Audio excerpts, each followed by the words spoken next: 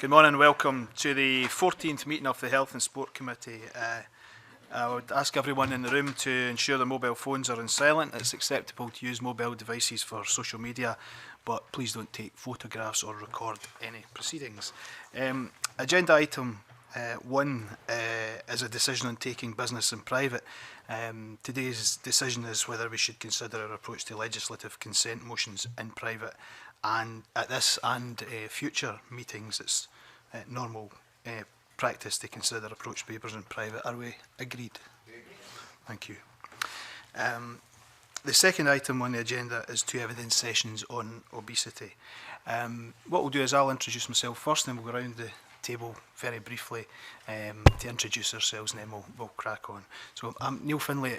I'm the Labour MSP for Lothians, Chair of the Health and Sport Committee, and welcome you all to the meeting today.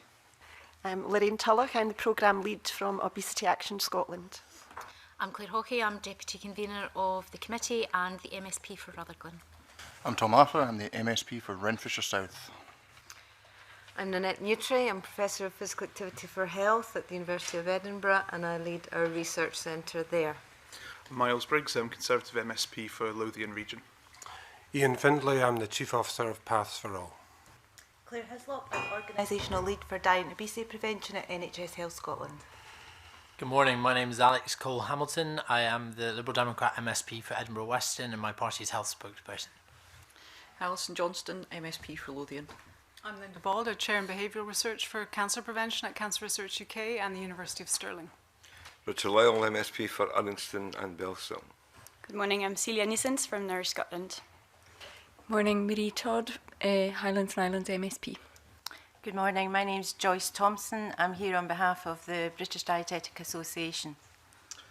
Good morning everyone, I'm Colin Smith, MSP for South Scotland. Good morning, I'm Drew Walker. I'm the Director of Public Health in NHS Tayside, here representing Scottish Directors of Public Health. Ivan McKee, MSP for Glasgow Provan.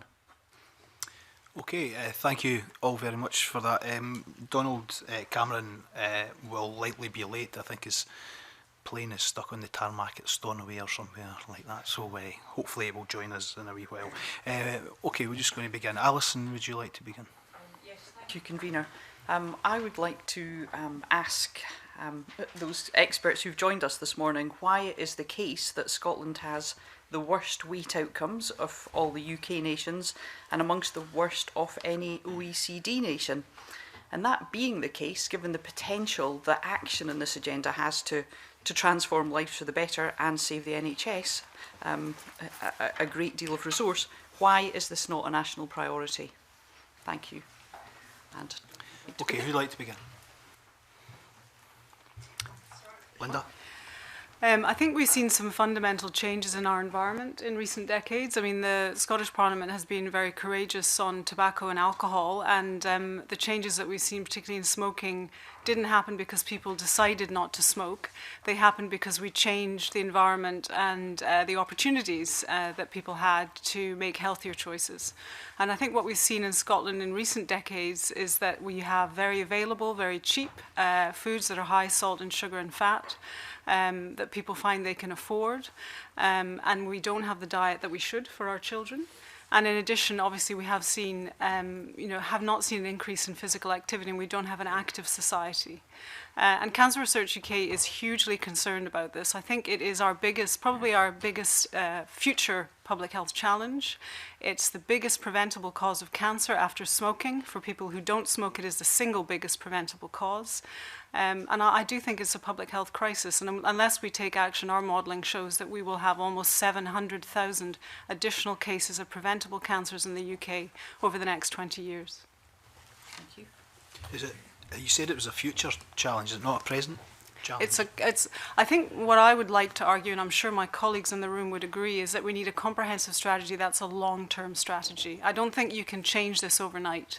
So it's a current challenge now, but I hope that the actions you're considering will take us forward for many years, so that the children who are starting school now will not have potentially the same burden of obesity as those that have come in the last 10 or 20 years.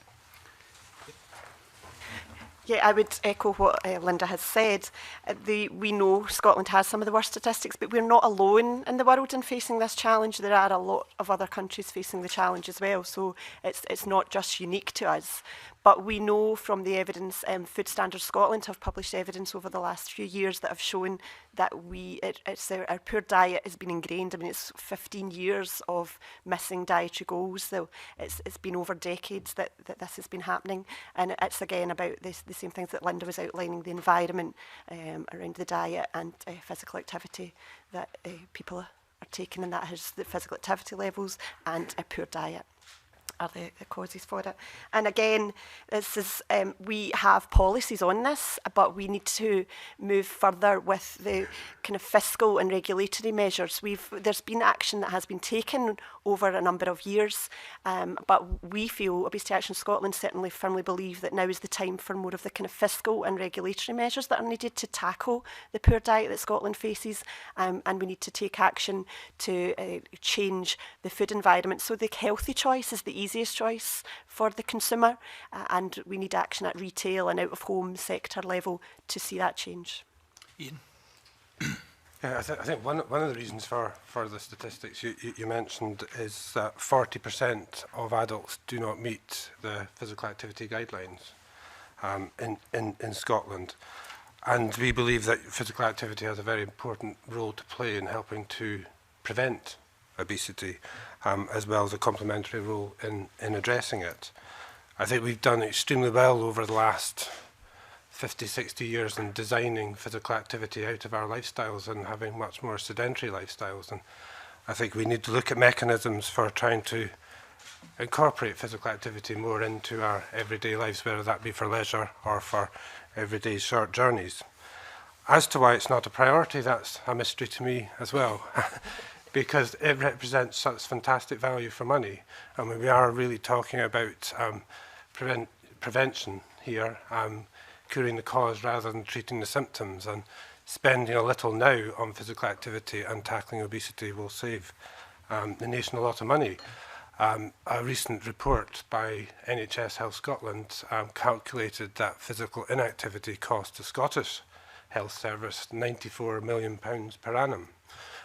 So by increasing physical activity, we could significantly reduce this. So I think the solutions here are very good value for money and quite easy. And why it isn't a priority is a very good question. Drew?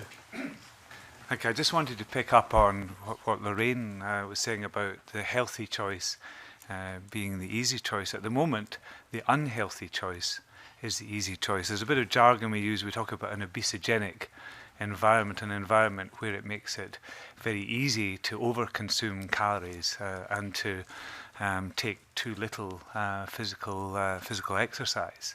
And we need to turn that on its head. We need to make it much more difficult to consume, or much less attractive to people to consume too many calories, and much easier for people to be more active more often.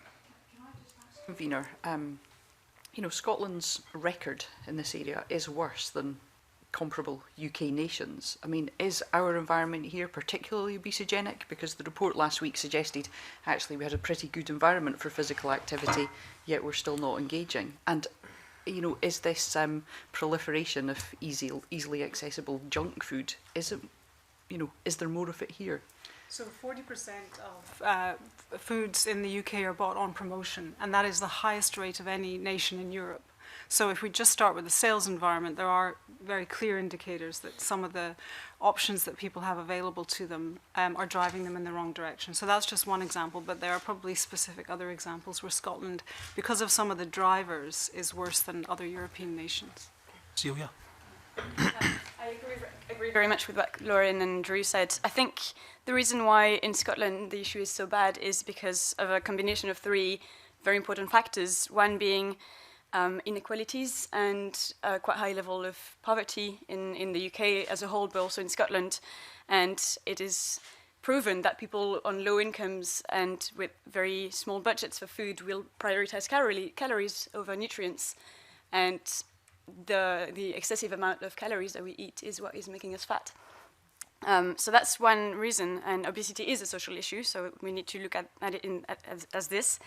Another reason, I think, is the food culture, which is Scotland is not famous for its food culture. And so the lack of skills, the lack of time dedicated to eating, and the lack of habit to cook a good meal with a lot of vegetables, like the Mediterranean diets. And then the very important factor is, adding to these two factors, is the food environment that is extremely obesogenic. And we haven't so far taken a comprehensive approach to change the environment. It is still extremely difficult, even for people on higher incomes, to eat healthily. So this is what we need to look at. Nanette? Thank you. I'd just like to follow up my colleague's comments about physical activity and its importance. I think I sit in the National Strategic Group for Sport and Physical Activity, and I think Scotland has admirable strategy in physical activity, and it has a very nice outcomes framework which is now monitored. What we're failing to do is implement that at scale and with resources. So we have a number of small projects, but they don't appear across the whole country. We have a great set of plans, but no resources to push them forward to change the environment or encourage the 1/5 of people who are doing less than 30 minutes a week. And that's where we could do with improvement. And that will undoubtedly help the obesity programming and agenda that we have. Emery? Interested in the international comparison. So I understand that we have an obesogenic environment here in Scotland and possibly in the whole of the UK. And I hear that we have this 40% of our food is bought on promotions. Why is that? Is that because we're less regulated than other countries, or do we just love a bargain? That is because of our retail environment and some of the competition that you have between retailers, but also I think adding to the points you made about some of the traditional choices that we've made in Scotland around confectionery and some of the things that people perhaps prefer to eat. So if those are available and we have children consuming them from very early in life, and even pregnant women who have diets that are high in salt, sugar and fat, then those things come together. So you have people's choices or preferences, which are established very early, and then you have an environment where because of a commercial environment, the retailers are driven to sell things very cheaply. And that the price, I always talk about the 4 Ps: price, promotion, place, and the product. And the price is something that we can take action on as a single measure. Colin. I'm keen to pursue a point raised by Celia, and that's around the issue of inequality. Obviously, the link between obesity and deprivation is well documented, particularly among women and children. And I'm keen to get the panel's views on why that's the case. To what extent existing strategies sufficiently deal with that particular issue, and what would you see is needed in any future strategy to tackle that particular problem? I can't speak about the physical or the medical reasons for that, but I think in terms of children, one reason could be that marketing is extremely aggressive and schools are surrounded by convenience food outlets, and it is extremely difficult for children to ignore all that marketing and that convenience food that is readily available to them. School meals, of course, have also a role to play in this, and free school meals have been very beneficial in helping children eat healthily. So having school meals across the board and also looking at what children can eat outside school time is very important. At the beginning, I think it was yourself, Linda, who said this was a crisis. Is there any of the panel who think it is not a crisis? Is there any obesity sceptics in the room? No. I mean, it's very difficult, even in the media, to find people who are... You would always normally get someone who would argue the contrary line. I've never heard one yet. So we do seem to be in a crisis, and that requires a very fundamental response to this. When we look at some of the commentary on the obesity roadmap, it says that a number of interventions aimed at attitudes, values and behaviours outweighed those aimed at costs and regulation. This was at odds with the balance of international evidence on what would be the most effective. It would be most effective for obesity prevention. Is that a general view that we're actually going down the wrong route on this? Yeah. I wanted really to respond to Colin's question about policies, but Okay, if I could just yeah. reflect on the... No, do that first if you want. If I could just reflect on the... where obesity is it a crisis? Yes, it is a crisis, but it's been a slow burning crisis. If we had been sitting here 10 years ago, I think it would have been quite difficult to have got support for saying that we were in the middle of an obesity crisis, because people hadn't woken up to the problem that we've got. Joyce Thompson and I published in Tayside our healthy weight strategy 11 years ago, and I was criticised by my board for wasting my time and the time of my colleagues and partners on something which was nothing to do with public health. It's inconceivable that that comment would be made now, because in the intervening years we have woken up to the crisis of obesity and of the threats to everything that's important to us. So things have moved on. And in relation to policies, to pick up on a point others have made already, we have fantastic policies in Scotland. If we were to implement all of the policies that we've got, we would be a long way down the road of tackling the obesogenic environment and all the things that are pushing us in the wrong direction. The issue is not shortage of policies. The shortfall is in the implementation of the policies that we already and that's everybody's. That's not pointing the finger at anybody in particular. That's all of us. Well, I think others might want to come in on this, but we have the route map.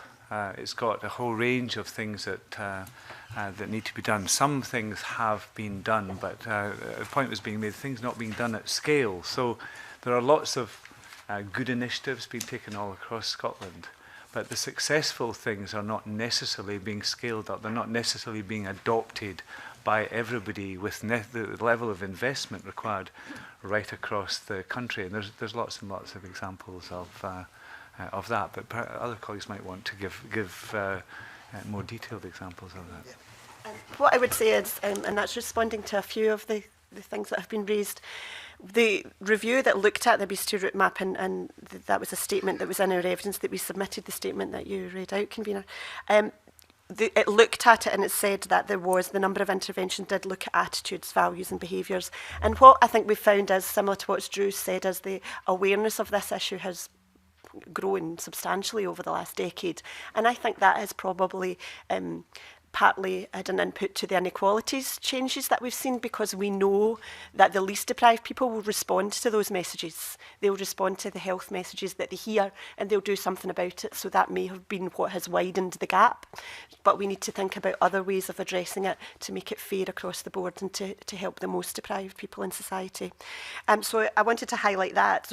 And that's one of the reasons why we need to move much more towards these interventions around cost and regulation. And as Drew said, 10 years ago, they would probably have been fairly difficult to take forward, because there wouldn't have been the level of support and the level of acknowledgement of the issue. But we're now at a stage where those things do have a lot more support. There's more recognition of the problem. And the original obesity route map did recognise the need to change the food environment. It's not new, but we went through a process of voluntary approaches to working with the industry over the years, but we now know that we haven't progressed as far as we need to progress with those voluntary approaches, and we now need to think about regulation being introduced to tackle it. Just picking up on that point then, I'd be interested to hear what the panel's thoughts are on regulation and what regulation they think would help to sort of tie in with some of the obesity strategies and help to reduce overall weight. Can I just go back to the 4 Ps of price, promotion, place and the product? So ideally we need to change all of those, and those are things that we can change. So some people have talked about promotion, and you asked the question, Convener, about does anybody disagree with the need for action on obesity? I think the problem with promotion, so advertising of foods that are unhealthy, is that if people have these other initiatives where the attitudes and behaviors have changed and they're trying to make healthy choices, they're actually pushing against basically what is a tsunami of advertising, because you're surrounded by, on television, billboards, etc., promotion of very cheap foods. And we did some research through Cancer Research UK with children where they talked about how they felt when they saw those ads. And one of them said they wanted to lick the screen, you know, the TV screen. It's really compelling things, and it's difficult to push against that. So that's promotion. We've talked about price, which is the other driver. The product, also, reformulation is something we might want to talk about. I know Food Standards Scotland have talked about lowering the salt and sugar in particular products. But crucially, place as well. So when we look at where products are promoted, for example, we know that some junk food that's on the rotunda displays at the end of the supermarkets, that can increase sales by up to 50%. So those are things around the environment. Those are all regulatory changes. And just finally, on public support, we know that about almost 80% of the Scottish population agree with action on junk food advertising and just slightly less on price promotions. So the public are in favour. Industry won't necessarily like this. They're likely a different voice. But I think things have changed, but those are some of the mechanisms I think we need to focus on. Claire? Thanks. I mean, I think what we need to do is we also need to recognise some of the actual really successful policies we have had in Scotland over the last few years. And certainly, you know, we've done a lot of individual work around schools and, you know, we're doing work in hospitals, various other different areas. But I think certainly from our perspective, what we realise is we've not all come together, and these things are quite often have to be you know, some choices that people have to make so that individual behaviour changes. And we need to kind of start to look how we can actually affect the population rather than relying on interventions which make people have to actually choose to take these up. And that's why some of the measures that other people have been suggesting today will be, you know, more successful for making change wider. And I think as well in terms of inequalities, that also makes we're less likely to widen any gaps if we do things on a kind of more population-wide basis. And I think that's in the past, maybe where the gaps widen slightly around obesity is because we've done interventions which are only chose by those who can make that choice. So things like leaflets, and for example, are only going to be read by people who are interested. So I think we need to look at when we're addressing, you know, this new strategy is making sure that it's holistic and we're taking all the different approaches, including environment, and not just relying on people's individual intervention basis. So. Ian? Convener, you asked for some specific examples. I could give you two. The physical activity strategy has now been in place for over 20 years. It's internationally renowned as a good strategy. A lot of very good interventions taking place within that strategy. I mean, such as the work that Paths for All does in walking schemes. And we're seeing some hopeful signs that the Scottish Household Survey showed a 5% increase in walking. But I would agree very much with what Professor Muttry is saying, and that these need to be scaled up, these sorts of interventions. And if they were scaled up to a bigger level, I think we would see more progress. So that is about long-term sustained funding, leadership at all levels. So that's one example of where we've got a really good strategy in place, but implementation needs to catch up. The other is the National Transport Strategy. The National Transport Strategy has a hierarchy where it puts walking and cycling at the top, followed by public transport, and then the private motor car. However, as we all know, probably reality is more real in terms of priorities and funding. Recently, Transport Scotland undertook a study into how to increase physical activity and how to best implement the physical activity policies we have, the active travel policies that there are. And that came out with the same sort of conclusions. It's about long-term sustained funding. So there's two examples, I think, where we have very good policies in place, but what we need to do is make sure that the implementation of these policies catch up. And I think we're starting down that journey. I think that there's a lot of hopeful signs, but that implementation needs to be accelerated to see the population scale change. Yeah, seem to be very good at writing strategies, but not very good at implementing. Is that what you're saying? This is tongue-in-cheek, but a number of our partners hold an active travel conference each year, and 3 years ago we asked a policy guru from Europe to come across to have a look at Scotland, look at our policies and how we're implementing walking and cycling for everyday short journeys. And the person came across for a week, and his conclusion to the conference was, you must have a policy not to implement your policies. Because his conclusion was that the policy framework is actually very good. And really what we need to now focus on in Scotland is implementing those policies and make sure the leadership and the resources are there to bring that about. Nanette. Thank you. 2 points, one about inequalities and one about potential regulation. And I think for physical activity, inequalities is different than from food consumption. And the mode of activity that people are doing are critical. Sport has a lot of inequality, but active travel does not. And we've just analysed the active travel data. This is a good news story for Scotland. It is increasing in urban and rural for both men and women and across all social classes. And yet it's not part of our outcomes framework. We're not monitoring adult active travel. So I think what Ian said and what I'm saying is that that needs to feature in our implementation. The biggest inequalities for physical activity are age, and our older population potentially could benefit most, but are doing a minuscule amount of activity in comparison to our younger generation, and gender. Universally, and Scotland's no different, men are more active than women, and that's an inequality we should try to close.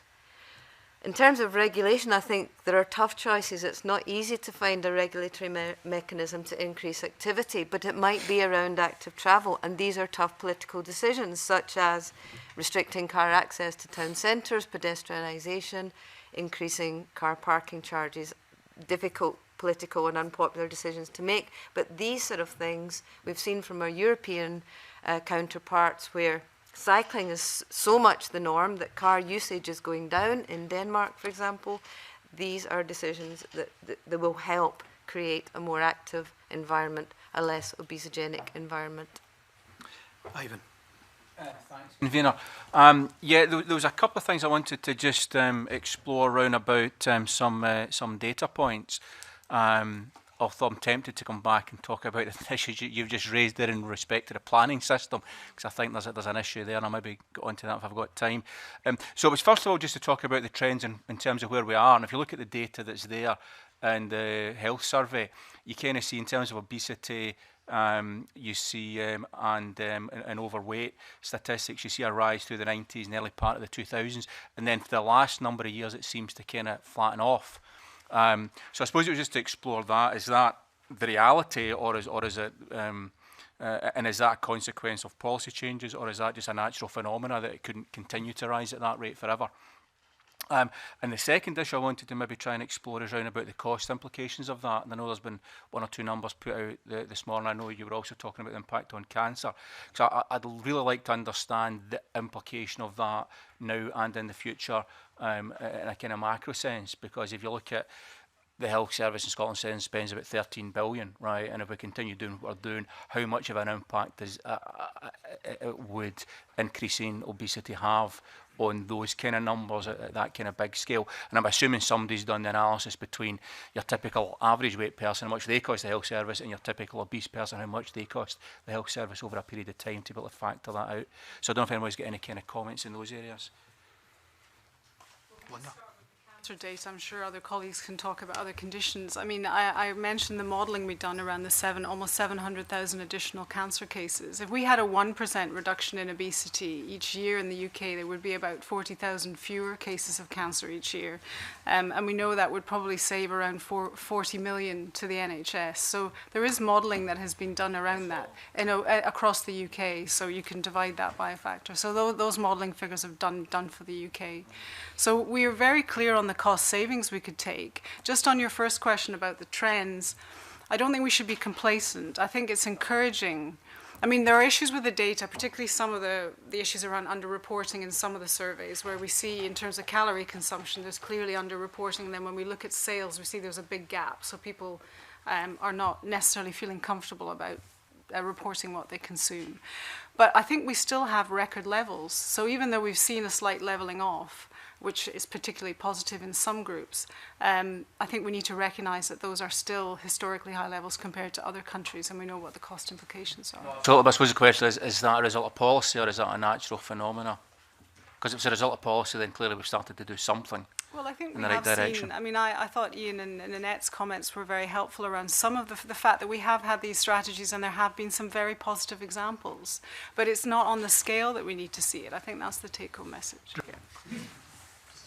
On the plateauing of the data, just to expand a little bit on what Linda's saying there, it's easy to get misled by that plateauing. It looks like it's good news that, you know, the increases we were seeing some time ago have plateaued out, and but if you look at the whole population as an average, if you break that down into socioeconomic groupings, you see a different story. What you see is that the level of overweight and obesity in more affluent populations has actually fallen slightly over the last number of years.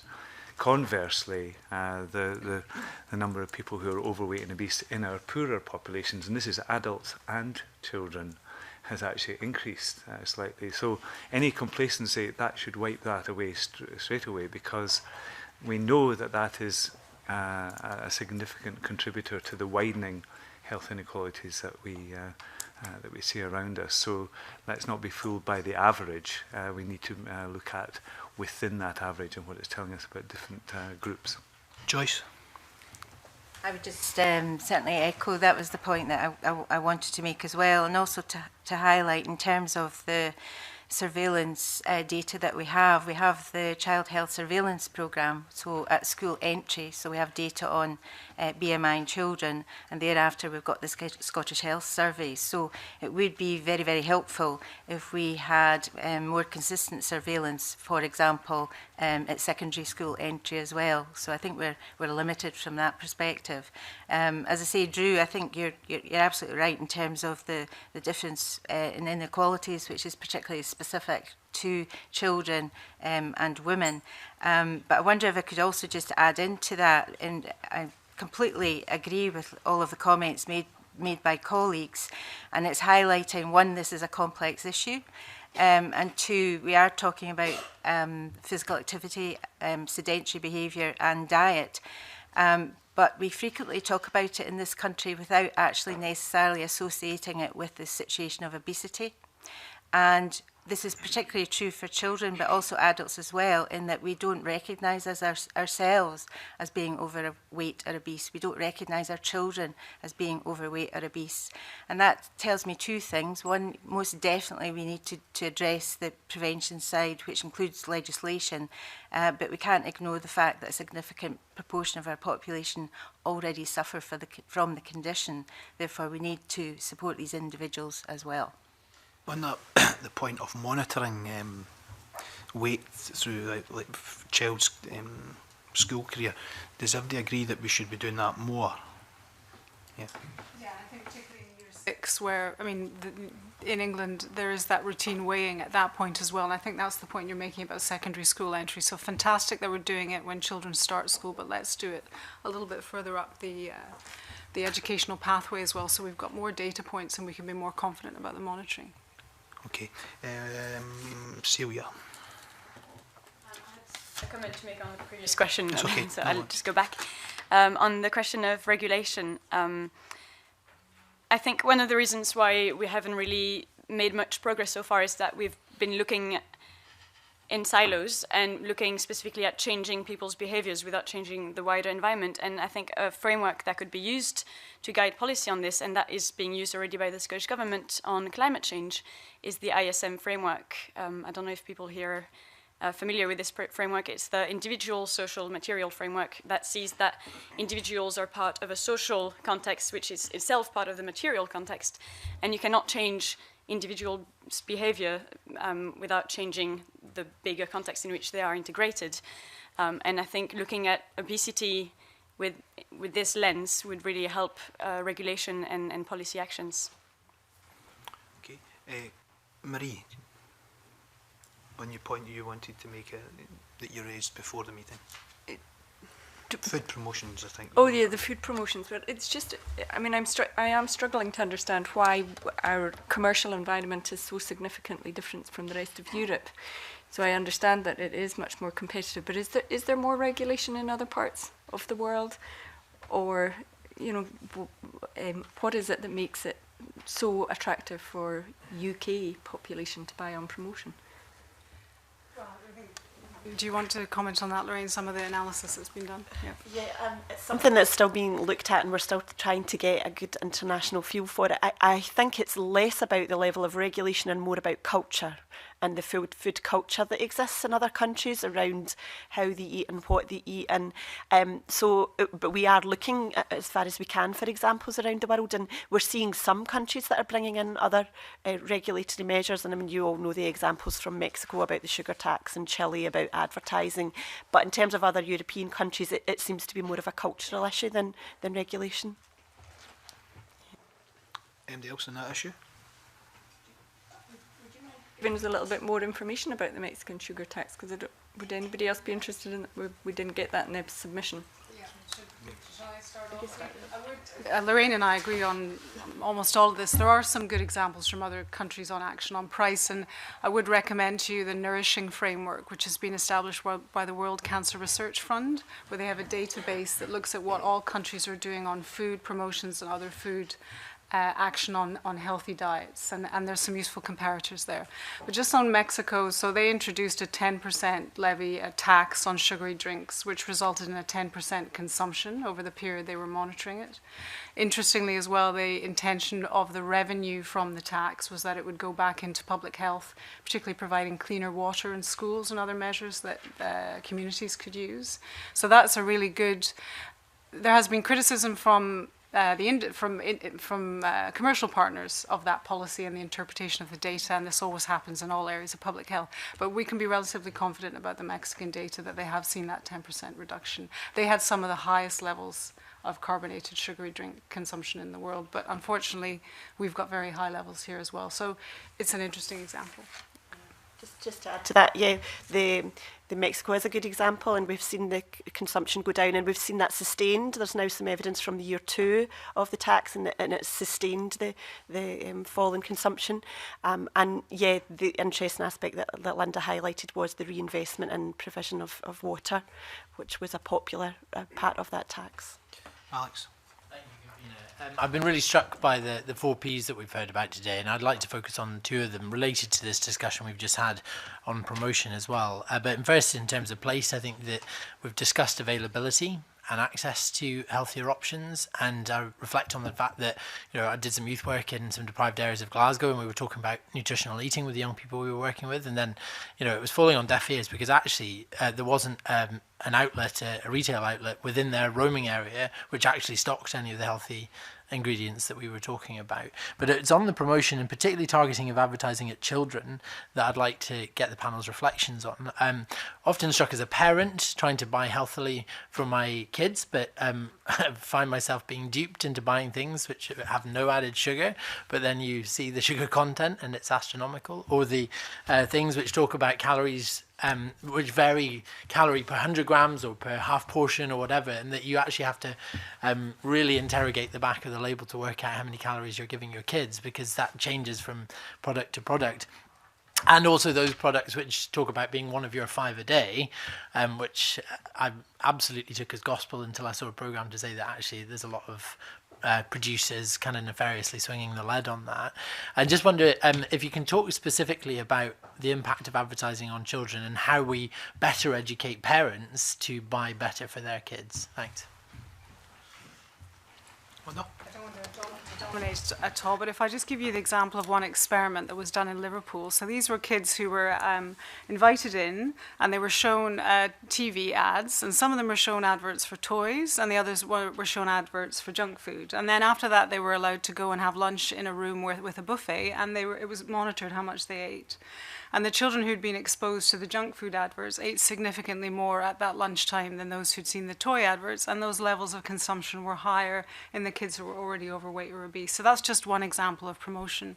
I think what Cancer Research UK is specifically calling for is that the Scottish Government would strongly push and encourage the UK Government to introduce the pre-watershed ban on junk food advertising on TV, because even though people often say, oh, well, it's all about digital media nowadays, kids are looking at small screens, actually television advertising is still a major driver of consumption. But within Scotland, there are other things we could do in the retail environment on promotions, some of the devolved powers we have around advertising. And I think we should look very carefully at that, and there should be an analysis of where action could be taken that's within the powers that we have here. Lorraine? Yes, just to add to that, there's a lot of really great evidence coming from the work that Cancer Research UK are doing about how children do respond to adverts. And again, we would support a call for the 9 PM watershed on TV advertising. But as Linda said, there are other devolved aspects to advertising that we would ask the Scottish Government to look at in terms of billboard and bus stop advertising and things, that there are some controls that could be implemented within Scotland that could have an impact on the type of advertising that's seen by children. In terms of, you've raised around labelling, again, it's something that we're very interested in. There's a very complex mix of where the legislation sits for labelling, and a lot of it is at European level just now. So the timing is probably, it might be that once we're a bit clearer on where we're going with European aspects, we could look again at labelling and what that could offer us in terms of improving how people understand. And part of that labelling is also around understanding portion size, because there's a lot of confusion with the public just now around what the label tells you around how much you should eat and the portions that are available. Ian? Can I pick up on the question regarding data and particularly look at costs and money? Because I think the important point I'd like to make here is that a lot of the interventions we're talking about here, although they cost money, are a net saving. I mean, we are very much looking at preventative spend here, spending a little now to save money. I've already mentioned the figure of £94 million per annum, the cost to the health service of physical inactivity. But there's been quite a bit of work done on cost-benefit ratios and social return on investment studies. Looking at cost-benefit ratios, likes of Dr. Adrian Davis has done work on active travel cost-benefit ratios and looked at the cost of walking, cycling infrastructure. And he's come up with cost-benefit ratios about 1 to 19. So for every £1 spent on active travel, you're getting about £19 of benefit.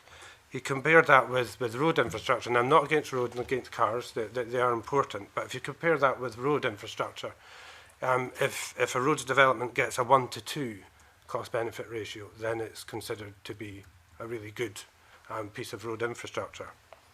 On social return investment, I'm aware of 4 independently verified studies on walking and cycling infrastructure, and all of them show a ratio of about 1 to 8, either 1 to 8 or 1 to 9 for those 4 studies. So every £1 spent delivers £8 or £9 of benefit.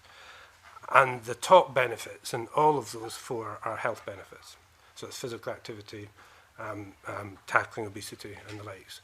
So there is some hard data out there to show that these sorts of interventions work, they're good value for money, and taken over the long term are actually a net saving to the nation.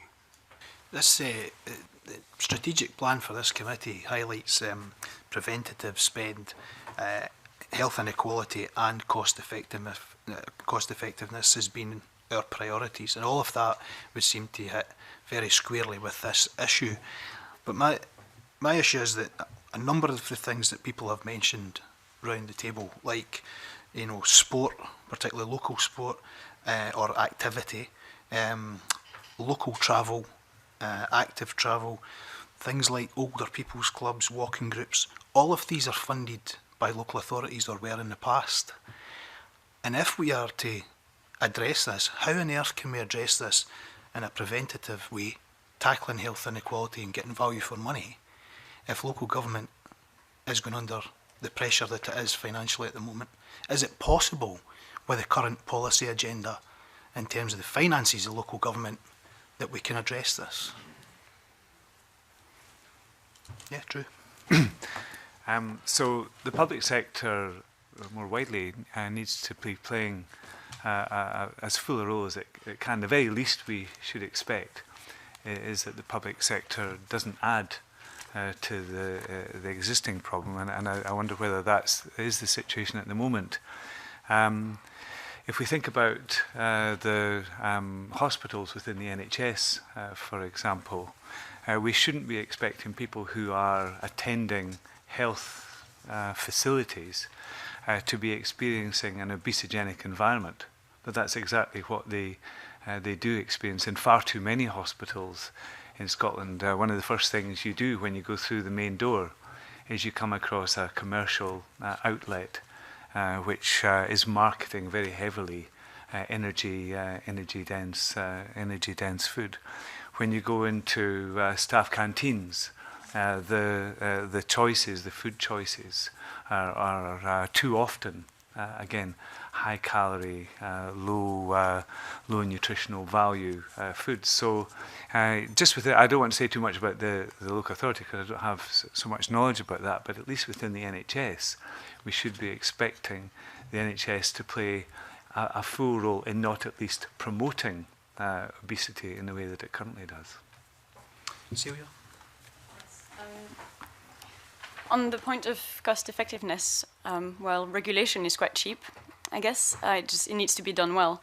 And on that issue, I think it's really important that policymakers take a very comprehensive approach when looking at different aspects. And for example, when looking at advertising, a ban on TV advertising would be very positive, but it will just mean that resources will be channeled towards other sorts of channels of advertising. And for example, digital advertising is a huge issue. The WHO published a report quite recently on digital advertising to children, and it's quite scary. Through social media or pop-up ads on games that children play on their phone, tablet, advertising is everywhere, and that's really something that I think regulators need to look at.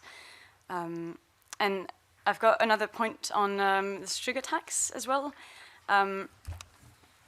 Nourish supports a sugar tax in principle, but we are not entirely positive about it because on one hand it tends to affect poorer families heavier, and on the other hand because if you tax sugar in some drinks, people will just take other drinks that choose other drinks that are cheaper. Also, drinks with aspartame and other fake sugars are not actually healthier than drinks with free sugar. So we're talking about another sort of tax that is a far way ahead, but we think would be much more effective, and we call it a multiple retailers and caterers levy. And this would apply to multiple retailers and caterers like Tesco, Asda, Greggs, McDonald's, etc. And it would tax the health difference between what they sell and what they should be selling us for us to feed us effectively. Because we've got those dietary goals set by the Food Standards Scotland, and we're not meeting them. But we can't meet them when everything that's in the shop is not compatible with those standards. So if supermarkets and other caterers and retailers had to report periodically on their sales, they know the content of their sales and know how many calories, how much free sugar, etc. they sell, and then pay the difference between that amount and the amount that they would have sold if they sold us healthy diets. It could be positive if they sold more fruit and veg than we need to eat. Then this will become a subsidy, but we're quite far away from there. But at present, for example, supermarkets sell about 30% of free sugars as a proportion of dietary energy, whereas the recommendation is that we eat only 5% of free sugar.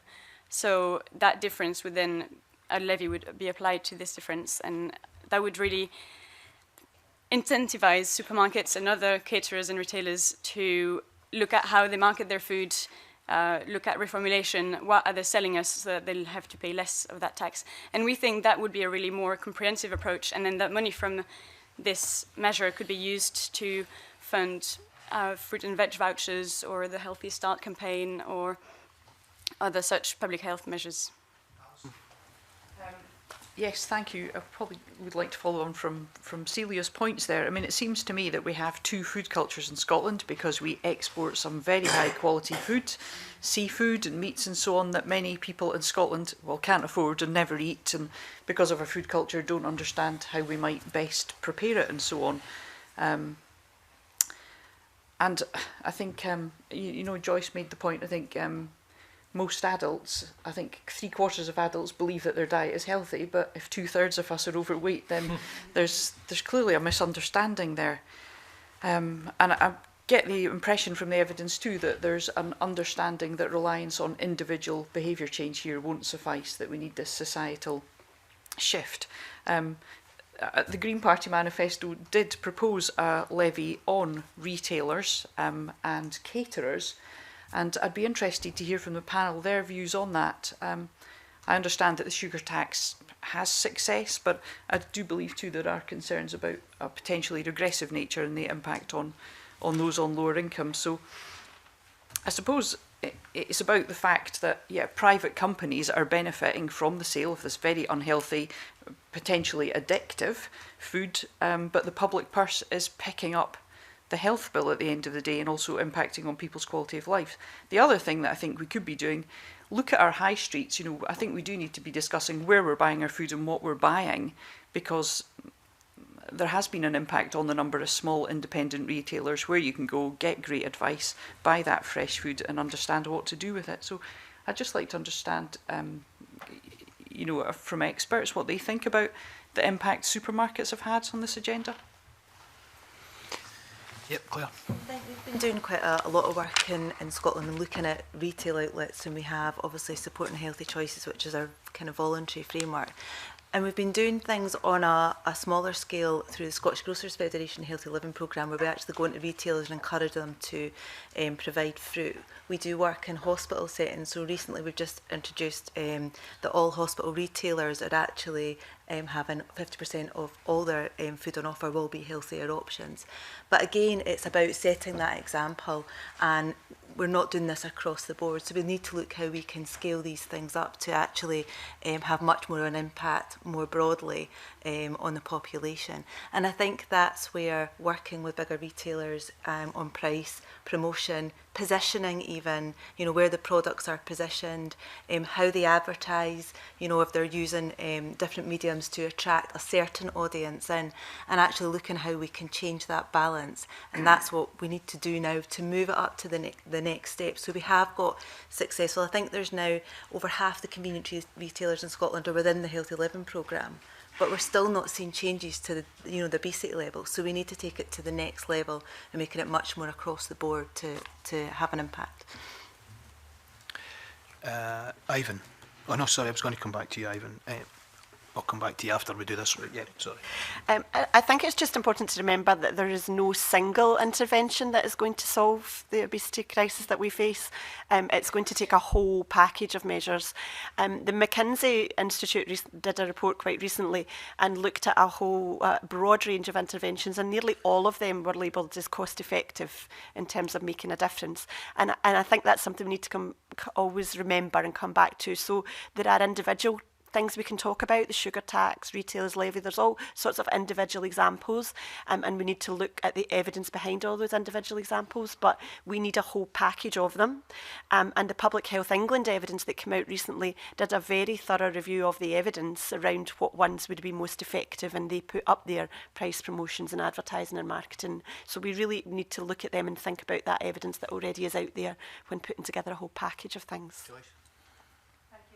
Go back to what Mr. Cole Hamilton raised in terms of some of the complexities and confusions around being able to select the right products for children, etc. I think what that reminds me to say is just to recognise the fact that there's significant issues with regards to health literacy in this country that we need to take cognizance of. So even though we produce the best materials, it's quite difficult for a significant chunk of the population to utilise them. So we need to think about that.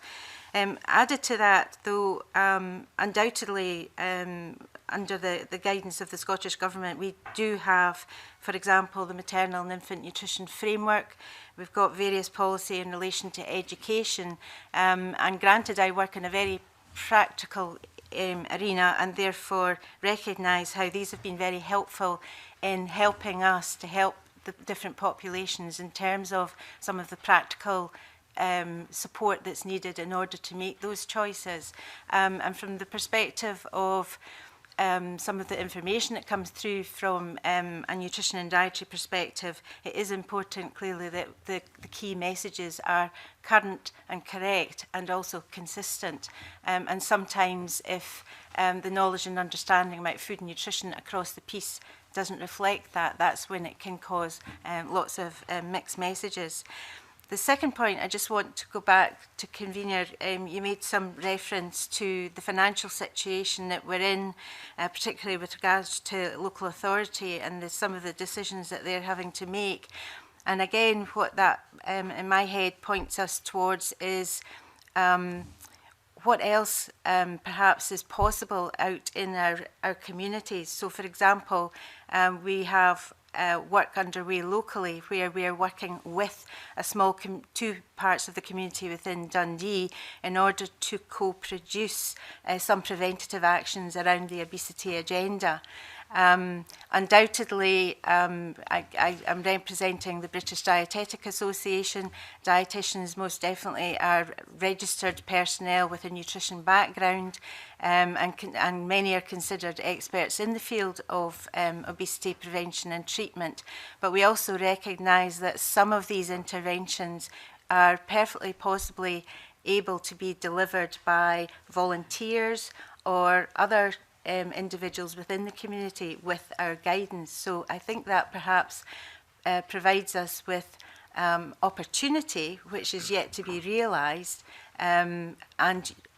but whereby we're actually utilising or working with the community as opposed to doing things for them.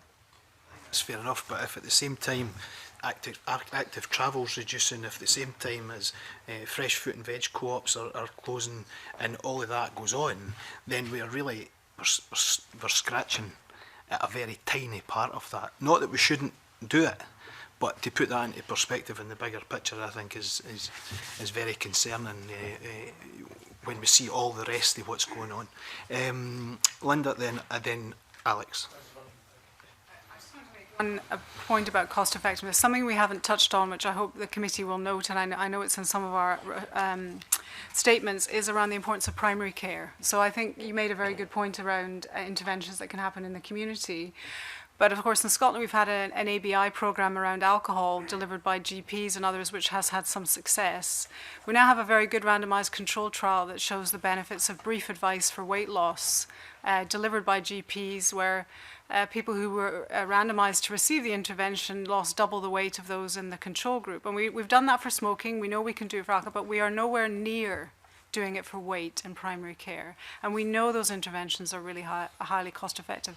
And that's something we can do in Scotland. So that's just another suggestion. Alex? I thank Joyce for picking up my point about awareness amongst parents as to what they should be buying for their kids, and then the difficulty they face when they go into the supermarket with that, which I'm going to call a spade here, and the duplicity and nefarious tactics of producers in trying to get round that awareness. And I think that actually, you know, I would argue that as a country we did quite a good job of educating our parents as to what healthy food looks like. The information is there and available if you want it. Obviously getting people to access that is different. But if you go into a supermarket, and I'm reflecting on this, that, you know, I bought a bag of toffee popcorn the other day because it said on it that a portion was only 112 calories. I thought, bonus. But that was for a 25 gram portion. If you look at what a 25 gram portion of toffee popcorn looks like, is utterly heartbreaking. And you think, that's not a snack, that's not a treat. And then actually to get your fill, you have to absorb another 400 calories worth of it.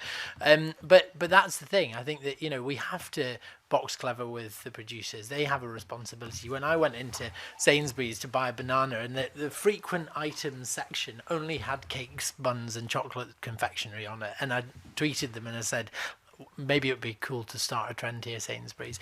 But I wonder if you could give us a bit more reflection on what we as politicians can do to stamp that out. I think that's a good question. And I don't think there's any one particular solution to that. I mean, you talk about Sainsbury's. Tesco's, on the other hand, are giving away fruit and veg, free fruit as soon as you go into the store for children, which is actually a very positive move. So yes, I think that's a very difficult one. regulation, the retailers will respond. So if things like price promotions and other marketing, there's restrictions on that, or we try to modify some of what they can do, we've already seen this with some of the debates around the sugar tax and changes that producers are making. They then think of alternatives, which might be sometimes a healthier alternative, because the retail sector can be a very important partner. Ian, you. Pick up on the point regarding the challenge of local authority capacity, and just agree very much with that. If we are accepting that policy implementation is a priority rather than new policies, then the fact that there is reducing capacity and skills within local authorities, I think, is a huge challenge. Path for All and a number of our partners like Sustrans, Cycling Scotland, Living Street Scotland, most of our work is delivered through local authorities. And so in a climate of reduced skills and capacity within local authorities, that is a big risk to the interventions that we're hoping to deliver. So I just recognise, I think that is a very important point. As to the solutions to that's more difficult. But I think it is about prioritisation. I mean, in any organisation with less resources, you have to prioritise more and more. And I think the challenge for all of us is to make sure that obesity, physical activity is higher up the prioritisation list within local authorities than it is currently. I think it's also the fact that the agenda we're talking about today is not yet a vote winner. And that is very important at local authority level. And we're coming up to local authority elections in May. And if what we're talking about here today does not feature in the mailbags of local councillors hoping to be re-elected, then that is a bigger challenge. So I think we need to make sure that it is a priority with elected members as well. And setting budgets. Yeah. I mean, going back to the Active Travel Conference that I mentioned, we did have a panel of MSPs, it wasn't local authority councillors, last year's conference, and one of the questions was asked, does walking and cycling feature in your mailbag? And it was all five main parties, and all five said no. Yet it's not something that features strongly in the mailbag for ourselves. So I think there's something around that. The other point I would make is I think, although it might be contrary to the Concordat between national and local government, ring-fence funding can be very useful. There is the Cycling Scotland's, the Cycling Walking Safer Streets Fund.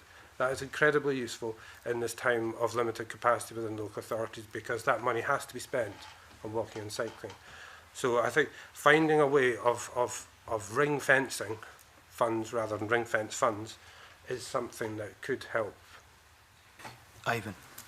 Yeah, I just want to come back on some of the, just to make a point really, nobody needs to respond on this specifically, but just on the numbers that have come out, and the number of 94 million was mentioned as a potential saving. But if you look at it in the context, I'm shocked it's such a low number, right, because that is 0.8% of the total NHS budget. And even taking the 40 million number, if you work that through and you assume nobody in Scotland was overweight, that comes out about 250 million saving in a Scottish context, which again is less than 2% of the NHS spend. So I'm kind of looking at that thinking, is that really true? If nobody in Scotland was overweight, would the NHS only save less than 2% of its total spend? And I'm kind of struggling to make sense of that. And it might be interesting for us to pick that up from a Spice point of view later and just do some more digging on that, because I would have thought the number would have been 10 times that, but just for the record. The thing I really wanted just to quiz you on, I kind of hinted on it before, was do you think there's stuff in the planning system that mitigates against active travel? And I mean, anecdotally, I once spoke to somebody very senior in a planning organisation and asked them why they were building housing estates with a couple of thousand houses with not even a corner shop in them. And he said, that's not a problem, because if they need to buy anything, they get in their car and they drive to Asda. And that was the response. So do you think there is something in our planning system that causes problems there? I think the planning system has an awful lot to offer in terms of tackling what we're talking about. I mean, as I said earlier on, I think we've done very well planning physical activity out of our lifestyles, out of our communities. Our planning system is, and when you see communities being developed, the motor car tends to dominate the way in which we plan our communities. So I think the planning system and the review of the planning system is a huge opportunity to address that, so that we make our communities more walkable, more cyclable, so that we tackle both physical activity and obesity.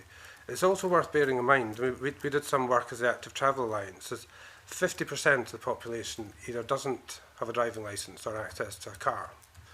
So looking at inequalities and health inequalities, about half the population, the private motor car is not an option.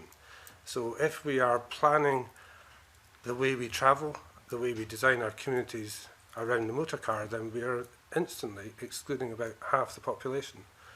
So I think there's a big inequalities argument here, but I think there's a huge, I wouldn't say so much the planning system is the problem, but I think the planning system is a big part of the solution. And we've got the opportunity with the planning review coming up to make sure that walkability and cyclability of our communities, making sure that our services are close to where people are, is incorporated into the planning system. Drew. Just to pick up on Ivan's point about the cost to the NHS, something that's entirely preventable, that's costing the NHS hundreds of millions of pounds every year, I think should be a priority for us. And we've got to bear in mind it's not just the NHS that bears the brunt of those costs. The local authorities, other public sector bodies are negatively impacted, as is the economy. We know that productivity in our workforce decreases as obesity levels increase. So there's triple, quadruple whammies coming cost-wise. And I think it's also important to consider this whole discussion around obesity in that wider context. There are other really important things about promoting healthier eating and higher levels of physical activity. The impact of a change in the current situation might have on the Scottish food industry, which are all entirely positive things. The Scottish public transport sector can benefit from a change towards more active travel. The impact on climate change, which I think is a really important one. The impact on pollution. And we know that people's health is being negatively impacted on by the emissions of vehicles and so on. The whole impact, we know that health inequalities, if we reduce health inequalities, it's not just people who live in our more deprived areas who benefit.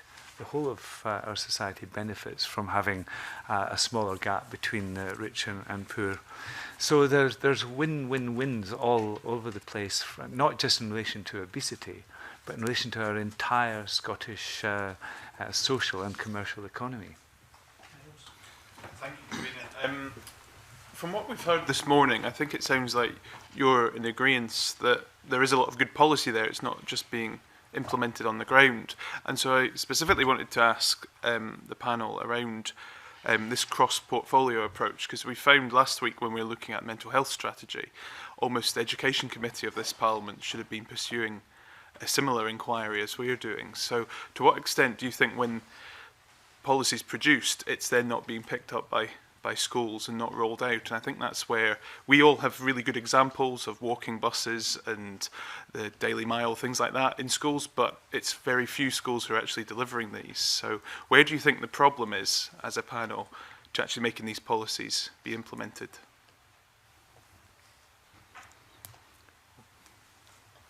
I would start by saying from my experience it's actually lack of resource. So we have a framework, a plan, an implementation opportunity, but no resource going behind that to move it out to local authorities, or incentive indeed for local authorities to pick up what is good government policy. And that is the gap that you've been talking about. Now, it's not a huge resource. I mean, the spend to save that we've been talking about is a small resource to make that happen at scale at every point of delivery that we can imagine in Scotland. And what sort of example then of not having that resource? Well, we have a framework that says we will try to decrease the number of inactive people in Scotland. There it is, that's what we have to do. We've got some ideas of how to do it. No money to spend on doing that, or to receive from local authority, to receive from government to do that. Lorraine. And the cross-portfolio part of it is very important, and one of the things I would come back to as an opportunity at the moment is the work that's going on around Good Food Nation. If we want to promote ourselves as a good food nation and we have a good food bill coming out, then we really need to think about to be a good food nation, we really need to also be meeting the health-based dietary goals of a nation. And so there's lots of opportunities for cross-portfolio work in this area. And you're right, we've already talked about things like healthcare settings and education and aspects like that. I wanted to just come back to some of the other issues that have been raised earlier around costs of obesity. And there is some information in some of the SPICE briefing that was issued a number of years ago around cost, which we need to gather more data on to try and update them, but it's looking like it costs between 360 million to 600 million to the NHS in Scotland annually to treat overweight and obesity. It's much more difficult to cost out because there are so many health implications of obesity. It's a broad range. It's not just cancer, it's type 2 diabetes, it's other complications in pregnancy. There's a broad range of health impacts associated with it, and that's why it's a much more difficult issue to cost up than some of the others. We also know that there are some of the stats you'd asked earlier around costs of, so we know that someone with a BMI of 40 probably costs twice as much to the NHS than somebody with a BMI of 20. So there's that kind of information is already available around costs. Yes, I totally agree with what you said, and I totally get that. Yeah. I think we need to get that on the table, because the flip of that question is, if everybody in the country was fit and healthy, why would the NHS still need to spend 98% of what it spends today? And that's totally counterintuitive, and we need to do some more digging on that. You want to come back in? Yes, it's just to follow this point for the 94 million that Ian quoted, that's £18 per person in Scotland for the cost of inactivity. But these are 2011 figures, and when Harry Burns was the Chief Medical Officer, he thought that was totally underestimated. And one of the reasons is when you do these calculations, you can't include many of the things that Lorraine has mentioned. Mental health, for example, wasn't included in that cost because the data are not available in the same way as other more standard things like cardiovascular disease. So I think these are huge underestimates of the cost of inactivity from what Ian's point of view was. And am I allowed to just take another point? I wanted to raise the issue of individual and societal change. Now, I completely understand that we need a societal change, but if we say it's not an individual mechanism, we risk people not taking any action. Normative change happens when little groups of people start doing things differently and it becomes the norm. And so we must continue, I believe, to promote things that are proven to be individually focused interventions, providing they can be done at scale. And then we begin to change the culture from those individual approaches. And to take that point further, politicians and leaders around the table are champions for such change. Now, the Scottish Cancer Prevention Network has a lovely set of guidance about how to conduct a healthy meeting. I would give you gold stars for water and fruit that I see over there, but we've just ticked past the 60 minutes. No meeting should continue for 60 minutes without an active break, because sitting, as we're doing now, expends 0 calories. Standing, as you might do for 5 minutes, doubles that calorie expenditure. Now, you are smiling because that is so far from the reality of how we conduct meetings that it's amusing to you. But there is part of the problem, and people need to take the active opportunities that they are given. We all managed, against some resistance, to walk up the stairs today, but the elevator was the thing that we were shown. You have a lovely building with lovely stairs, and we must be the leaders of part of that individual change in conducting healthy meetings and avoiding the totally sedentary society of the workplace that we've managed to create. I'm glad you mentioned that. There's so many ways in which, in this place, that we do not practice what we preach. We have a gym in here that's not got any equipment in it, and has never had equipment in it. And the reason is because politicians don't want to spend the money and take the criticism from the public that would incur. That's my understanding. But also in the way in which we conduct meetings, you're absolutely right, in which we travel here, some of us, all of that, we are very hypocritical, and I absolutely accept that.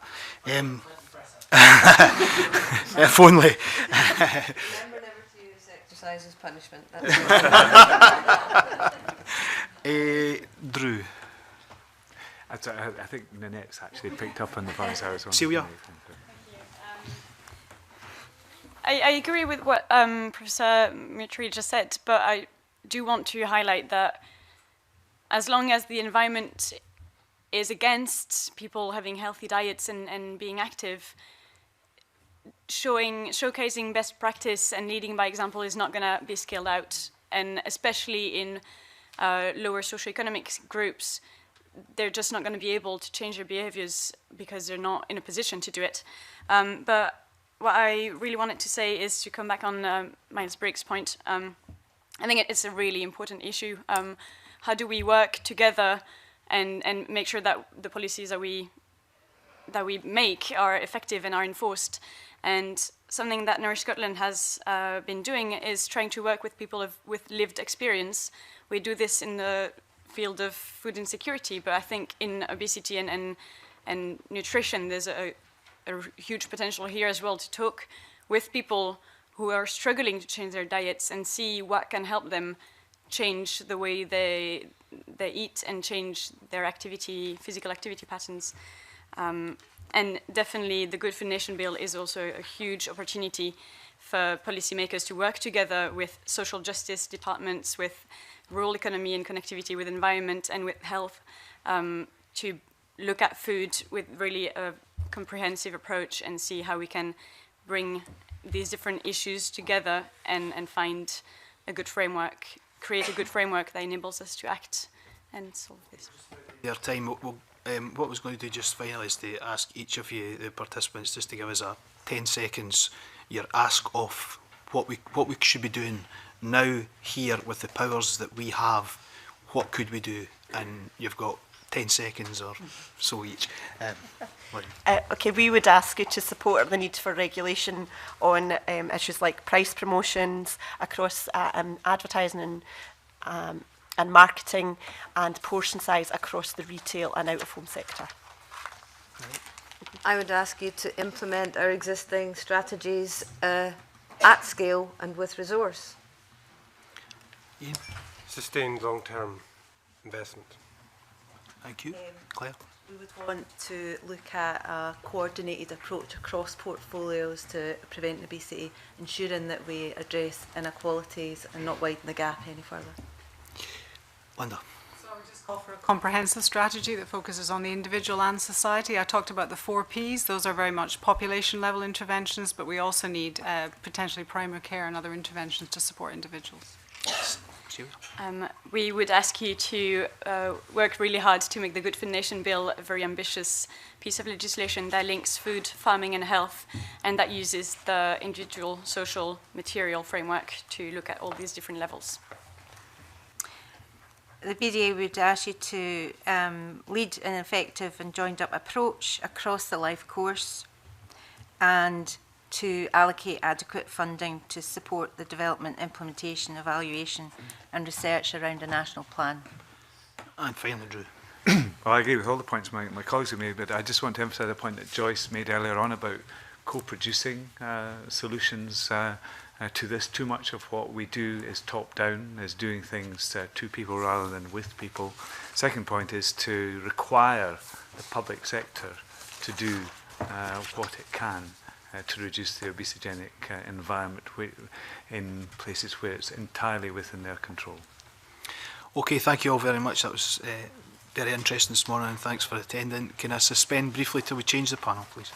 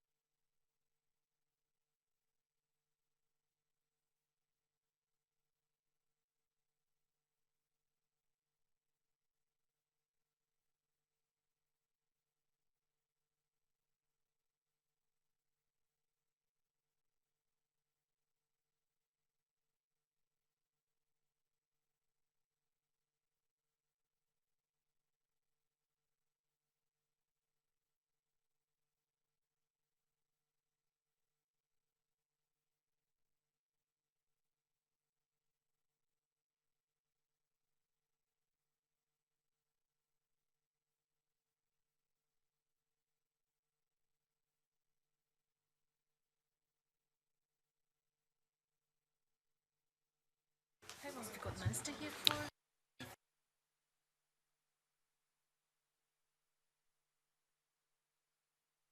Okay, can I welcome to the committee Aileen Campbell, Minister for Public Health, Fergus Millen, Creighton Health Team Leader, Health Improvement Division, and Derek Grieve, Head of Active Scotland, all Scottish Government. Could I invite the Minister to make an opening statement? Thank you, Convener, and thank you for the opportunity to say a few words. And I welcome the fact that the committee is taking time to look at what is probably the most pressing public health issue of our time, and an issue that's not unique to Scotland, but as usual we appear at the wrong end of the league table. The government approach to this issue is underpinned by a simple mantra, one that holds true even as our understanding and knowledge of how to tackle this complex problem grows. We all need to eat less, eat better, and be more active. Obesity can reduce people's overall quality of life, create a strain on health services, and lead to illness and premature death due to its association with serious chronic conditions such as type 2 diabetes, cardiovascular disease, including hypertension and stroke, and a range of cancers. On its own, the likely cost of diabetes to NHS Scotland is estimated at around £1 billion per annum, and much of that is avoidable. Obesity used to be an exception to the social patterning seen in other non-communicable diseases. Essentially, every SIMD in Scotland was gaining weight. However, more recent years have shown some progress in more affluent communities at the same time as the prevalence of obesity in more deprived communities has increased. And that can be seen particularly in the Primary 1 data, which highlights the divergence between the well-off and poorest in our society that may well be behind the plateauing we're seeing in the recent health survey data. We published the Prevention of Obesity Route Map in 2010, and that established a solid base building on the foundations on diet and physical activity laid by previous administrations, and we should recognise the good progress we have made in some areas. For example, on food and nutrition as well as physical activity, Scotland's education system has a good story to tell. The food served in Scottish schools has to meet high nutritional standards, and together with the implementation of Curriculum for Excellence, we have made great strides in providing children and young people with the knowledge and skills they need to make healthy food choices. Coupled with that, this government is delighted that 98% of primary and secondary schools across Scotland continue to provide at least 2 hours or 2 periods of PE, which we know can have a positive impact on a pupil's health, educational attainment and life chances. However, we're not complacent, and the government will continue to support schools and local authorities to drive improvements in school food and food education. And having good strategies is important, very important, but clearly not enough. And we do know that when we get our interventions right, they can be outstanding. But our response to obesity cannot rely on just a few projects, no matter how impactful. This is about reshaping the environment in which we live to make the healthier choice, not just the easy choice, but a change to our ways of living that impact all the time. So in conclusion, the government recognises there are no silver bullets, and we have to adopt an approach that focuses on a range of actions which will help deliver and support a wider cultural change to our lifestyle. We recognise that there continues to be challenge in terms of seeing behaviour change on a scale large enough to make an impact. Tackling the obesogenic crisis and creating a cultural change cannot be delivered by the NHS or through public health alone. We need wider society to see value in this, and we need you and other leaders to help reshape our relationship with food and activity. So I therefore welcome this chance to discuss these issues with the committee as I prepare to consider how our policies should continue forward and how we in civic society can engage with the public in establishing the necessary culture change. And I'm keen to bring coherence and clarity to our messages on obesity, and I sincerely again look forward to working with you and the rest of the committee on this agenda. So thank you. Thanks very much, Minister. The previous panel unanimously agreed that it was an obesity crisis. Do you agree with that assessment?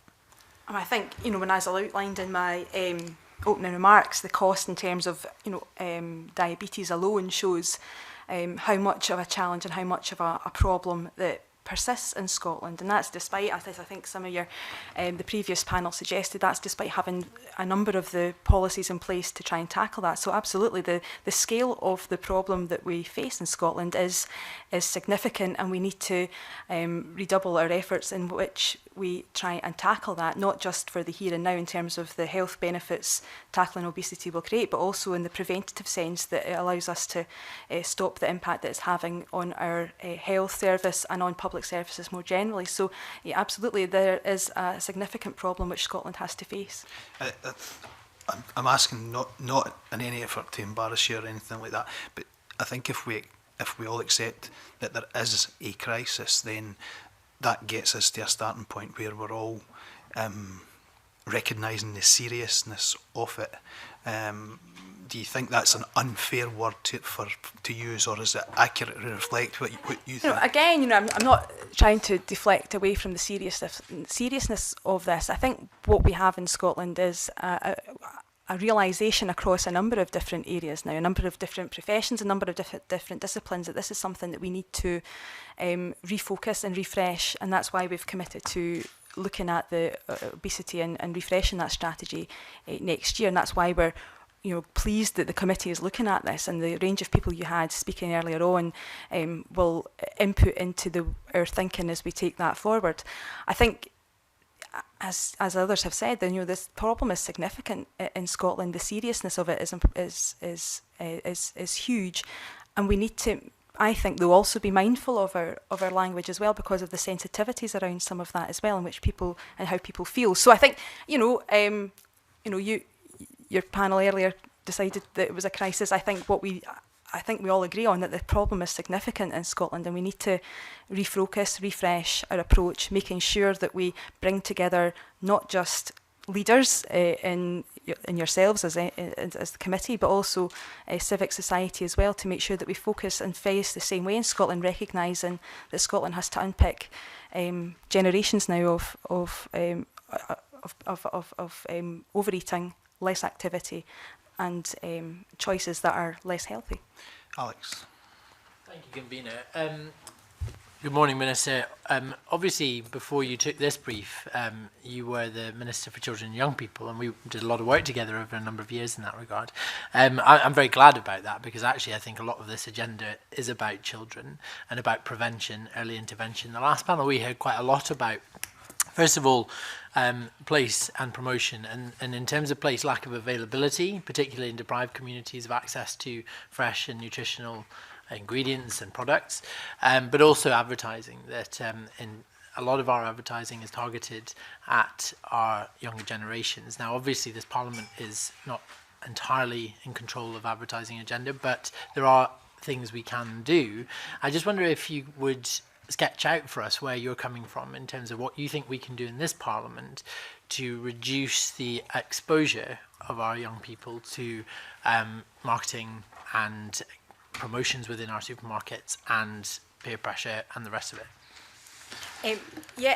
And certainly on the issue around promotion and or marketing, anyway, I wrote to the UK government to see if they would reconsider their position on advertising, junk food advertising before the watershed.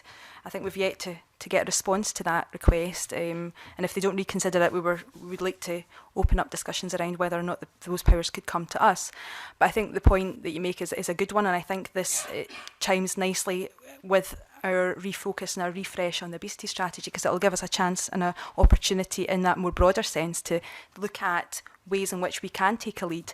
But some of these things are tricky, and I guess that's where it's useful to have this dialogue with you as the committee about where Parliament wants to see us take this obesity strategy refresh, about where the parameters might be, where you would like us to focus our efforts on, where you think we should be taking a lead in the way that we can look towards public policy around minimum unit pricing, or on tobacco as well. Scotland took quite brave and bold decisions on those areas. This is an issue that probably has a degree of greater sensitivity. A lot of time people will consider things like tobacco, smoking, over consumption of alcohol as something that somebody else does somewhere else. We all eat. There is a cultural change that we need across the country, so there are greater sensitivities. And of course, some of those bolder policies got a degree of kickback. So I guess it'd be useful to I suppose, continue this dialogue, continue that work to see where we should be pushing a wee bit more, where Scotland can take the lead. We're keen that we need to make a difference on this issue. We can't afford to plateau on this issue, as possibly the statistics might indicate we have, and we need to, I think, consider everything as we look at our obesity strategy, which we'll bring for consultation next year. Okay, thanks. Thanks, Convener. Thanks, Minister, for coming to talk to us. There I want to focus on is round about the preventative area and preventative spend in particular. And it was interesting to hear in your opening remarks that you put a number out there of £1 billion, I think, which was diabetes spend. I'm just taking a step back. The Christie Commission talked about up to 40% of public sector spend was as a consequence of things that could have been prevented earlier. It's a big number. I don't know if I'd buy into that, but certainly that in the health budget would be somewhere north of £5 billion. So I think your £1 billion we're starting to get into the right kind of ballpark, which is good to hear. And the reason I focus on that is because there's a couple of things. First of all, it informs where we would spend money in a preventative sense. But also, we're happy to talk about how much more money we need when things are getting worse. But should we turn the corner on obesity, then in theory you would be freeing up resources, which would be a nice place to be. So I suppose I'd just like to reflect on what data you're aware of that is there that would allow us to inform that debate, what the consequences of making improvements in that area would be financially. And then the second part of it, also in the preventative thing, is health's kind of one of the departments that suffers as a consequence of other things that happen across society and government. You tend to pick up the pieces by things that are caused elsewhere in terms of the health outcomes. How much cross-government work and how much support do you feel you've got? Because we talked this morning, there's areas, things in planning and transport, potentially in education and regulation, you name it, have all got a downstream impact on health outcomes and spend. Do you feel that's kind of coherent and joined up at a government level? So yeah, the Christie Commission that was published, I think now, it was 2011, I think it was published, so still relevant now, challenged us all to work out how we move away from silo working, move away from being progressing a stream of work in one area without reflecting on the crossover with other areas. And that was as much a challenge for the wider public sector as it is for government as well. And so, of course, yeah, we work across the government, which is why there is significant investment in active travel, which is why there's significant investment in Sustrans and such like as well, because we understand the need to be working across portfolios, across disciplines and across different boundaries. It's why our National Strategic Group on Activity also includes representation from SNH, from Transport Scotland and others. It's why the walking strategy is taken forward and is chaired by the group that chairs and leads the walking strategy is chaired by the chair of RTPI from the Planning Institute as well. So there's areas we can point to where we're working with beyond the usual suspects and making sure that we're trying to make inroads into areas which need to understand that they have an impact on that public health agenda. They might not clearly associate it with it, but certainly I think that's part of why we need to build more momentum across the whole of civic society, across the whole of the public sector, to make sure that we can focus and face the same way to make the inroads into this area in the best way that we can, and also make sense in terms of the public purse to be able to bring and collect our resources together. Now, can there be improvements in that? No doubt there can be, there has to be, because your last panel, as I was listening, we're talking about the issues around the implementation on the ground level, so there is still a job of work for us to do to make sure that that's as cohesive as we can get it, and of course we can do likewise, always make improvements and always try to make improvements in our work across government. In terms of the preventative spend, I think that's a clear one around the £1 billion spent on, or the cost to type 2 diabetes. Some of those things are preventable. If we can prevent them, then that's a cost that we don't have to bear.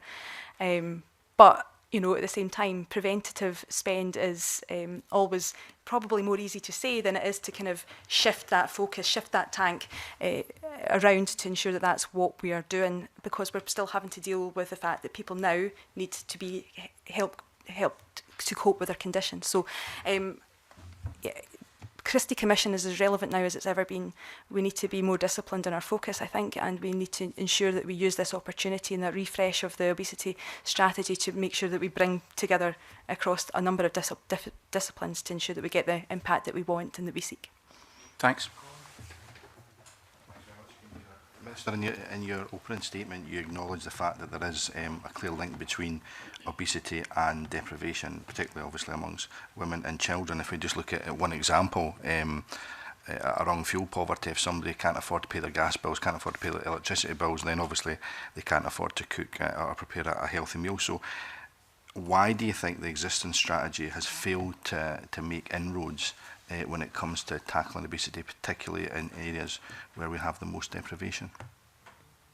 There's probably a number of reasons as well, and I think you probably alluded to. There's generational issues. There's probably educational issues, and there's probably a whole host of other societal issues as well at play there too. I don't think anyone is pretending that this is a simple or easy thing to solve, and I think everyone recognises that the way in which our statistics indicate that there are particular problems in areas of deprivation show that we need to have a much stronger focus on making a difference in those communities. Likewise, the fuel poverty issue. I mean, the fact that people can't afford not just to buy the food, but actually can't afford to cook the food either, is something that we need to ensure is part of the focus going forward. It has been a focus. There has been attention there, but clearly we need to demonstrate much greater improvement than we have seen. I don't know if Hervigers, do you want to add anything? I think, I also look after health inequalities policy, and one of the big pushes we tried over the last few years was to get the government to take more attention to tackling inequalities. I think you see that's happening, and if you tackle inequalities, a lot of things you would do to tackle inequalities will impact on people's health generally, and it'll impact on obesity. So these all things go together, and I think it's so the work we've done on inequalities will contribute to that. But it's changed how we're approaching that's changed, and we're seeing we'll see the results of that over the course of the next few years, I think. So but the figures at the moment show quite clearly that it's not having an impact. That obesity levels in deprived areas are certainly growing. I think these sort of figures don't change dramatically overnight. You're going to have to follow this trend, and what you want to see is the movement of the figures over a course of a number of years. When we first started writing the obesity strategy in 2008-09 for publication in 2010, inequalities wasn't deemed an issue. As the Minister said, it affected everybody in Scotland. There were some groups of people, the women in particular, were from deprived areas, were maybe outliers there. But what we've seen over the last few years is the separation of the different SIMD zones, and it's only appeared in the last few years, and it's particularly apparent with children, I would say. But if you actually look at adults, they've not quite separated fully yet. And it's interesting. So maybe adults have taken on board some of the messages, and particularly in the well-off communities, they've taken on board the messages. They're doing things for their kids, but they haven't actually quite taken on board that message for themselves yet. They've not committed to giving up their glass of wine at night or eating more healthily, and their kids are doing it. And so that's the adults are just not quite at the same place as the kids are in terms of the inequalities. So do you see there's a need to change, when it comes to the refresh strategy, there's a need to change the strategy? Or is it about the implementation of the strategy? We'd always said from the outset that we'd have a focus on inequalities. We target our resources where we could in our activity on those most deprived communities, and that's what we've done. So we've tried to do that anyway from the outset. But this is a long-term thing. You're not going to see immediate results very quickly. We're in this for the long game. This is going to take decades to turn around. In terms of targeting the areas of most need, can you evidence that where that's happening, where significant resource is being taken from one area and redirected into an area of most need?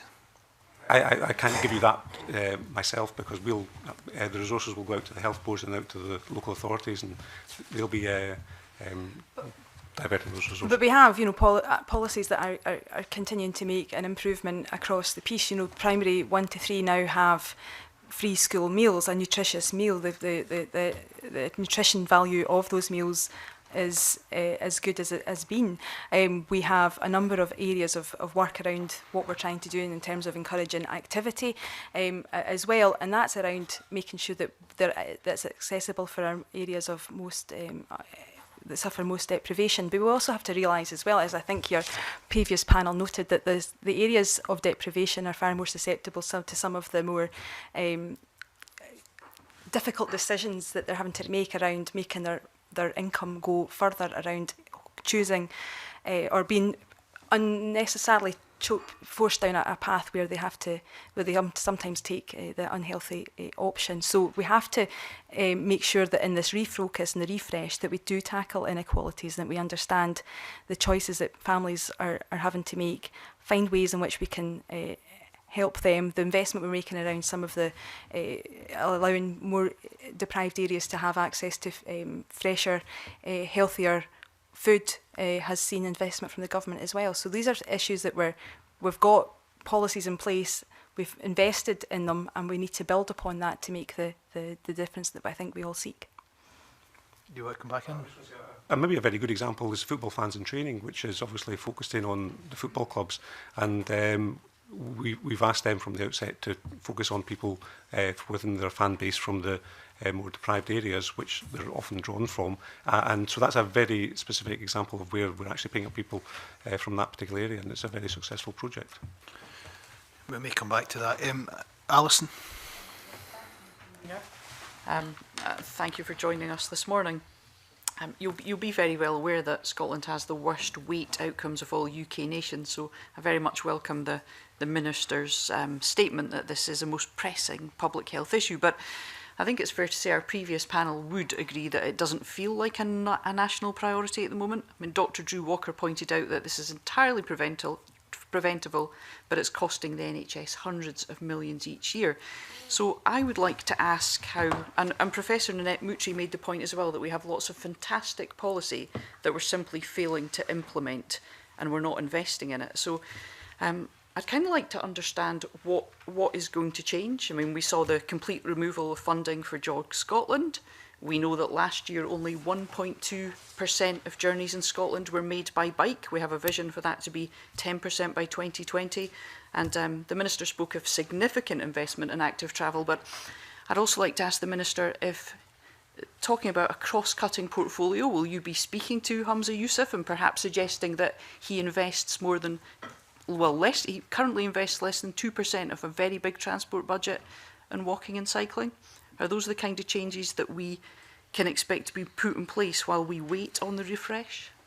Well, we already invest significantly in active travel, a record investment of 39.2 million per year in active travel, and continue to do that and continue to make the investment. And of course we'll continue to have discussions with other policy leads and other ministers with other areas of interest that relate to helping us tackle this problem of obesity. And I think a lot of the evidence and the investment does stack up to that cross-cutting nature. Now, can there be improvements? Of course there can be improvements, and we'll continue to need improvements. But actually, in terms of walking, there has been a great improvement through having that focus on walking. We have seen an increase of, I think, around 5% in walking, and a reduction in the weight of people participating in walking as well. So there's a clear indication of where government does put a focus. We can expect to see quite quick results, even though the longer term benefits will be a wee bit further down the road before we start to see the impact across the country. But we are investing in areas like active travel, making sure that we do work across portfolios, and we'll continue to make sure that the policies that we have can be implemented and we can feel the impact of that in a positive sense across the country. I think I'm just making the point that perhaps ministerial colleagues are making this more difficult than it might be. 39 million may be a record for this government, but I would still suggest that it is far too low. Given that 50% of Scots, as we know, don't have access to a car, I think really suitable, appropriate investment in this area could help address inequality markedly. We know from international evidence that in countries where a lot of people cycle, it's those on the lowest incomes who tend to gain most advantage. And, you know, if we look at the Jog Scotland programme, for example, there's a lot of evidence to suggest that that was very good at addressing inequalities. Lots of people who took part in that programme are perhaps women in their 40s who, you know, might not be comfortable about attending a gym. They liked the fact that the costs were low, that they could do it in their own neighbourhood. So I'd just be... We've had a focus on the walking strategy. If walking is free of charge, everyone can do it. But we have to make the conditions right for people to participate. But I think that's a positive thing, though, that Scotland has seen a 5% increase in walking, and you know, as a result of a cross-portfolio focus on trying to improve upon where we have been. And you know, that, as I said, you know, the walking group that we have, that strategic group, is chaired by the chair of RTPI. So again, you know, that's bringing planning into this as well. But you know, nobody's saying these things without understanding and being cognizant of the improvements that we need to make and continue to make as well, about making sure that things like active travel are much more keenly and routinely felt within the planning decisions that are getting taken as well. So we have to make, and it's across not just public health, it's across the whole of wider civic society and public life more generally. But I think we can point to areas like walking, which is free of charge, which we have invested in Paths for All to ensure that we can allow more people to participate in this this pastime, which improves their fitness, their well-being, and helps us tackle some of these problems that we're facing. Can I just ask them, Professor Nanette Moutry made the point that she thinks there's a lot of very good policy out there, and clearly there have been improvements, which I warmly welcome too, but there was a feeling from the panel that they're not being implemented because of lack of resourcing. Now, clearly local authorities' budgets have suffered. How does the Minister, how will you enable local authorities to deliver some of these programmes given that reduced budget? But local government has been given a settlement that's fair. That's not to take away the fiscal challenges that everybody across public life is facing. I think, going back to Christie, the principles of the Christie Commission, I think that means that we have to, and we require a much more disciplined approach that will see us bring our collective resources to bear to make the improvements that we need to make. You know, Alec Cole-Hamilton in his earlier line of questioning talked around the early years work that we took forward together when he had his role in Aberlour. You know, one of the things around the early years task force was about bringing together local government, NHS and government together to pool our resources a bit more effectively. Now, that's one example of where that can bring about the differences that I think we need to see. But I think in terms of your point there, I think that's why we need to probably push a bit more and work much more collaboratively with local authorities, with the NHS and others, bring together our resources and work out where we'll have the greatest impact. And some of the things that we're talking around, like walking, around the football fans and training, actually are really incredibly cost effective and don't cost a huge amount. So sometimes some of the solutions, some of the answers don't cost a huge amount, but the impact can be quite transformative. So I think it's around working together more collaboratively, working together with a common purpose, with an understanding of what we want to do and what we want to achieve. And I think that's where the opportunity for the refresh strategy will take us when we go out to consultation about what are the things that Scotland needs to do differently in order to make the impact that we need. Thank you, Convener. Can I, on this local government fairness thing, can I ask if it's fair that my local authority in West Lothian, which was named UK Council of the Year in 2006 for being an effective, well-run local authority, has had 90 million taken from its budget, impacting on active travel, pensioners groups, physical activity groups, sport, all of that stuff that feeds in to this very important issue. That cannot be fair, surely. Well, the Scottish Government's budget has been cut as well. And actually what we've managed to do, though, is to provide a settlement for local government which is fair. It's not diminishing the challenge, the financial challenges that we all face, but the government has provided a fair settlement for the local government in the backdrop of our own budget being cut quite considerably from Westminster. Thank you, Karina. The previous panel touched upon the child health surveillance data which we use and how that's reformed. As part of the refresh strategy, do you agree that maybe we should look at introducing secondary school level data to be recorded as well. And on a separate point, you mentioned that 98% of pupils are now receiving 2 hours of physical education in school. Do you think that's actually quality PE in these cases? Okay. So I heard the comment made, and I think, you know, certainly the consensus of opinion from your previous panel seemed to suggest that they thought that this would be a good idea to embark upon the monitoring at secondary school level of children's or young people's weight, and that's certainly something that we'll commit to looking at and considering as well. In terms of the quality, you know, we've come from a base of, I think it was 10% in 2004-05 up to 98% now.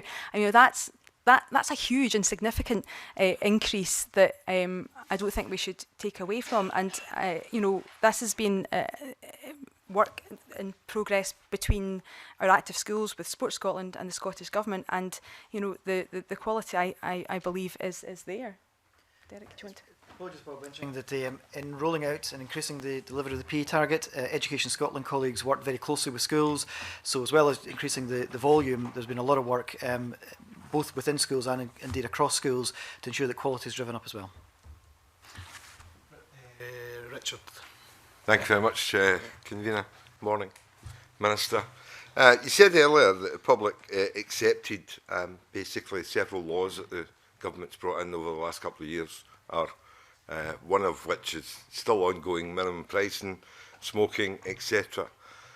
The question I want to ask you is, the previous panel basically was suggesting that we should regulate the food industry, and especially the big names, the Tesco's, the Sainsbury's, bring in taxes, which I don't think they're going to like too much if we did.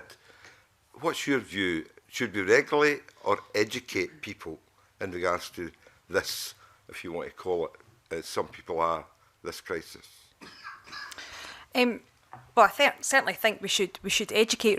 You know, I think regardless of anyone's views and opinions on the regulation, I think, you know, and we strive to do through curriculum for excellence and through a whole host of other areas as well. Indeed, you know, and that extends beyond the school classroom into youth work and a whole host of other sectors which take their responsibilities seriously around the children and young people in their care. I think around the regulation, I think you touch upon an issue that it shows how complicated this issue and area of policy is.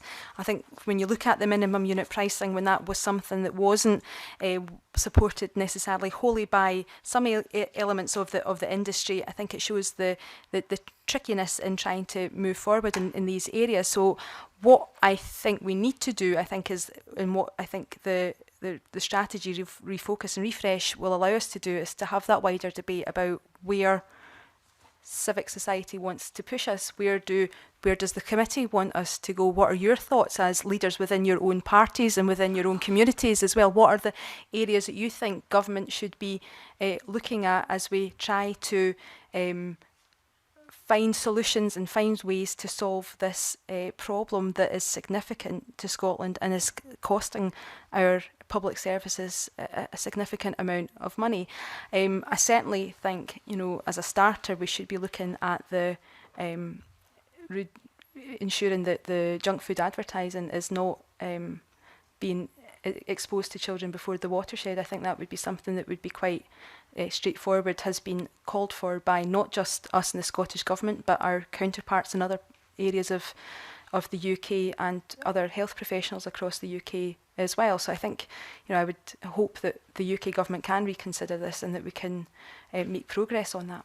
What role do you think the Food Standards Scotland has in this, challenging, you know, the food industry and shops and, you know, the big grocers, and formulating, you know, and promoting a better, healthier way of eating, you know? Well, sorry.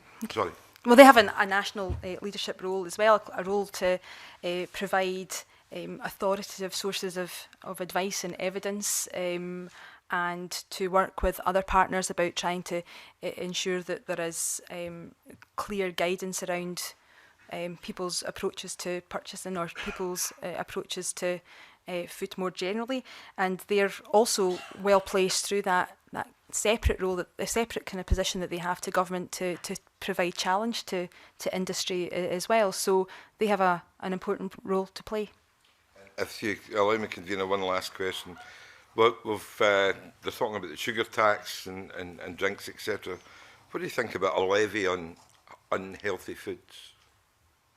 You know, again, some of these issues no doubt will come out through the consultation that we take forward, but you know, I think what was clear from your last evidence session is there is a desire there for Scotland to be bold on this issue, where we have seen that boldness around tobacco and alcohol.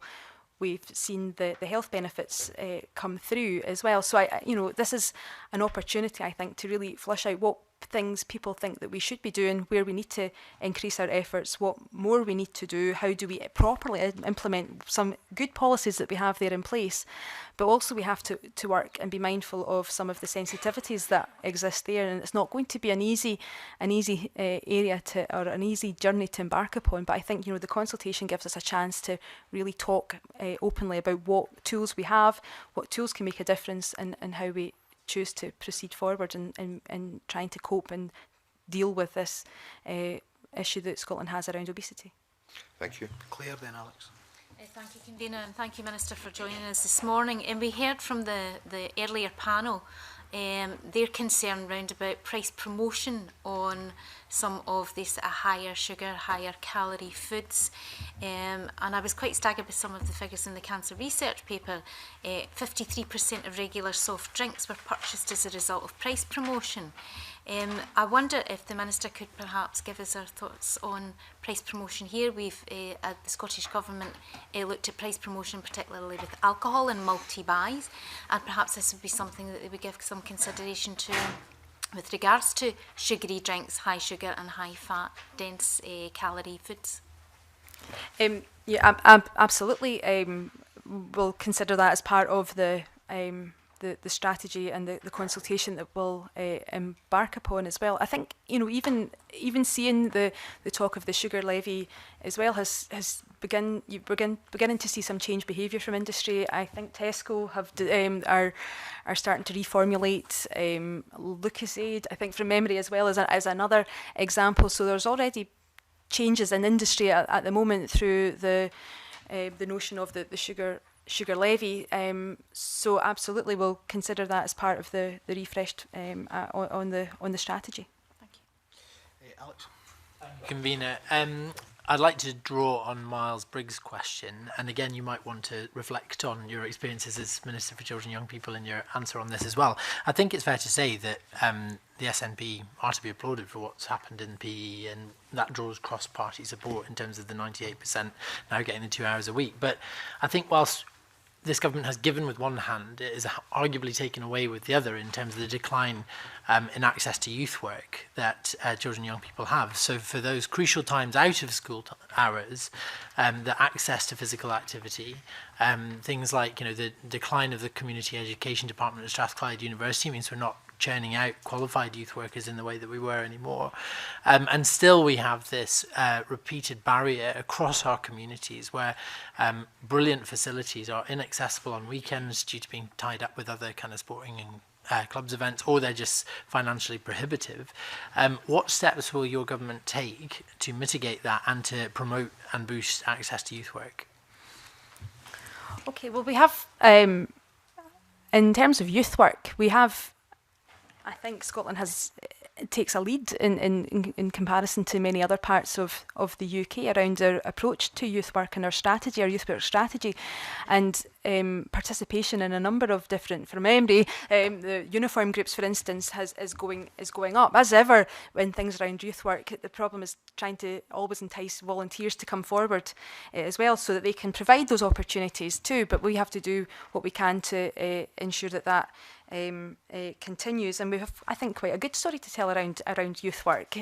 Sorry, you want to come back?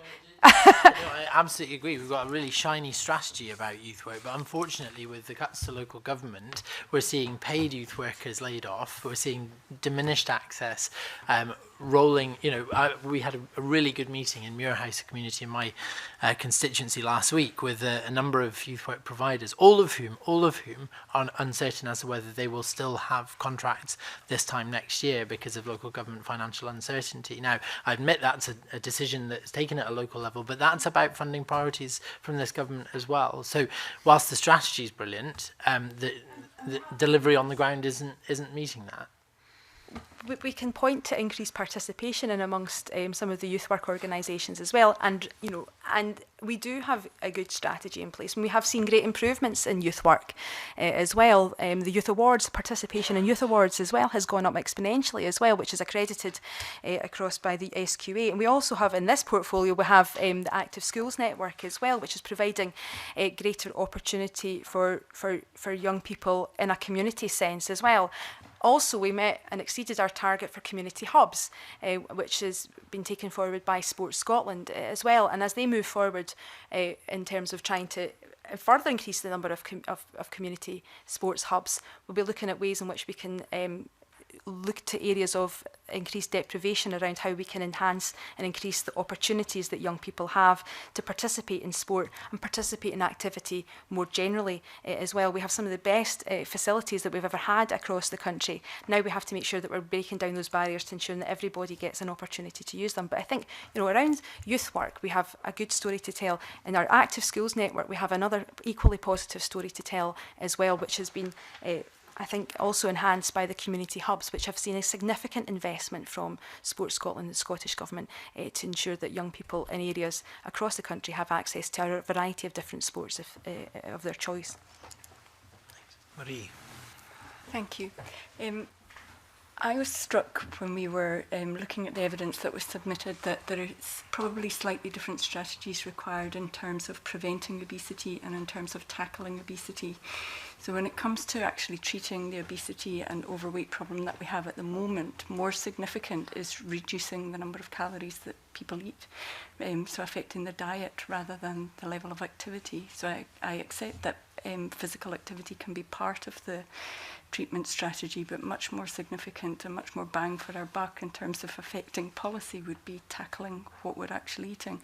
I'd be interested in hearing your thoughts on that. I was also struck when we were speaking earlier about with the previous panel about the previous strategies may have actually increased health inequality because many of them were targeted at individual responsibility, and is it maybe time to be thinking very seriously about population level approaches, fiscal strategies and regulation in terms of not further broadening that inequality gap?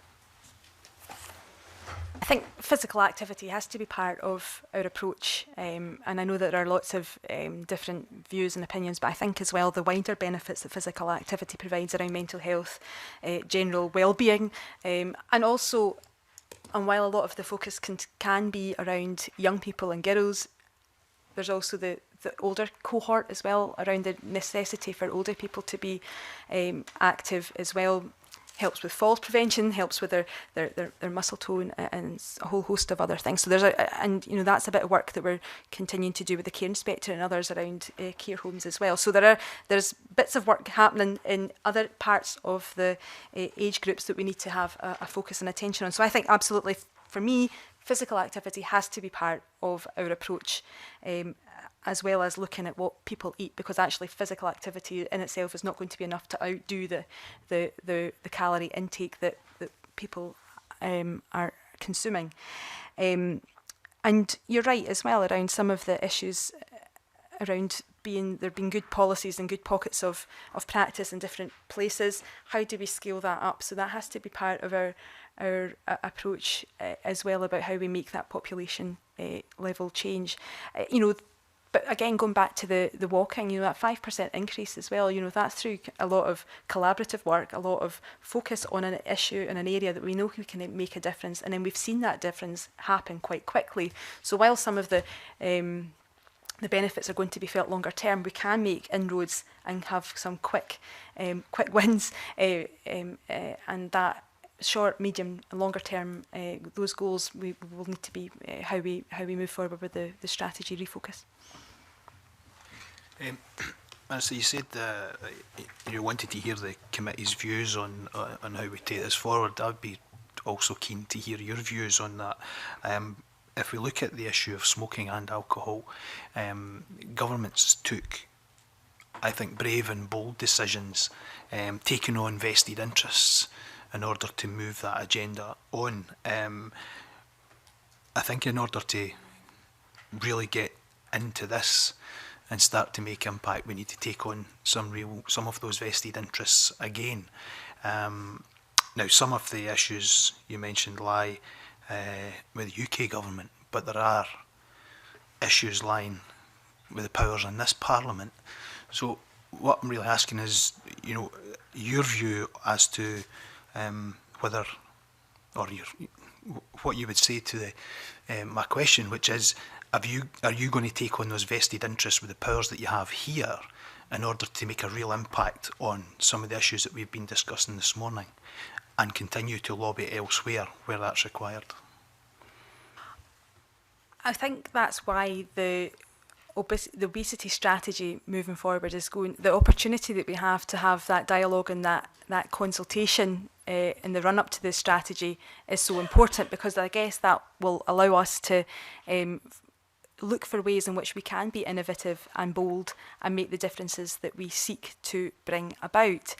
But that is going to be quite a challenge, and that's why I guess I was asking, I was suggesting that the committee might want to come forward with some of their views and opinions as well, because we're at this point in time we're quite open-minded, but we have a determination to make a difference, and we'll need to roll up our sleeves, and if there are ways in which we can bring about the changes that around the problems that Scotland faces with obesity, then we'll have to look seriously and look hard at how we manage that and how we move it forward.